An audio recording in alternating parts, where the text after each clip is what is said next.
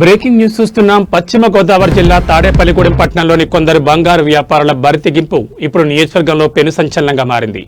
బిల్లులు లేని దొంగ బంగారం కొనుగోలు చేయడం, ప్రభుత్వ ఆదాయానికి గండి కొట్టడం, చివరికి దొంగతనం చేసిన బంగారాన్ని సైతం యథేచ్ఛగా కొనుగోలు చేస్తున్న వైనం ఒక్కొక్కటిగా వెలుగులోకి వస్తోంది.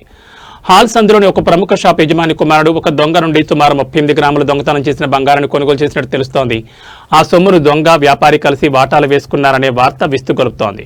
తూర్పుగోదావరి జిల్లా పోలీసులు రంగంలో దిగే నిందితులను అదుపులో తీసుకోగా స్థానిక బంగారం అసోసియేషన్ నాయకులు రంగప్రవేశం చేసి మధ్యవర్తిత్వం వహించినట్లు సమాచారం.